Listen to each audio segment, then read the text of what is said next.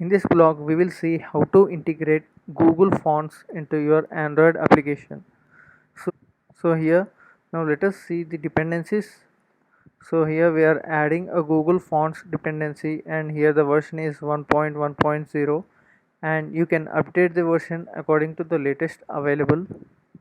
So here, so when we are trying to integrate fonts in our application, generally we add some fonts directly to our project and we use them in our project. We also have done this process in Flutter. The link to the tutorial is available in the card view and also in the description section below. It is a normal process of integrating fonts into your project, but today we will see how to integrate fonts without adding them to your project, but with the help of this dependency here. Initializing with void main here, and we are considering the default class my app, which is extending stateless widget, and here we are returning a material app inside which we have also provided the title here, and here the home, we are adding one more class my home page, which is extending a stateful widget here. So now we have created a home page state here, and we are extending it with the state of my home page there. And now let us try to see the actual implementations now. So here inside scaffold we have specified an app bar, and to which we have provided the title, which we have provided here. You can see in the my home page title we have provided a parameter, right? So using which we are setting the title here, and here in the body center we have provided a text field here. So this is the text field, and this is the text we are trying to print on our screen here.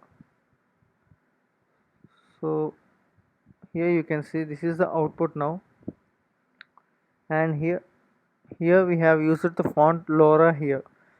So you can specify any font available in the Google Fonts here. So now let us try to go to the Google Fonts website, and here you can see there are different fonts available here. So you can use any of these fonts in your project directly without downloading and adding them to your project. You can just specify the name of the font and you can add them. So here we have cabin.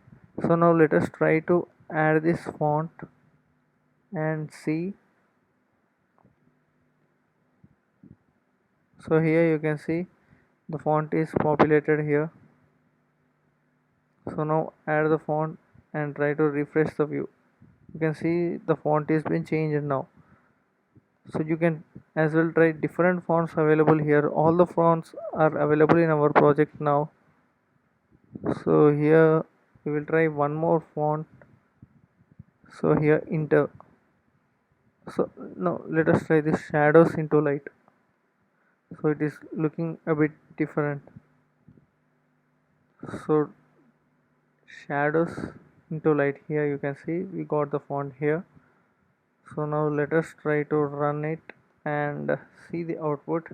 Successfully the font has been implemented. So this is the easiest way to implement fonts in your Flutter application. So if you like this tutorial, do like, share and subscribe to our channel, and the code for this tutorial is available in the description section below.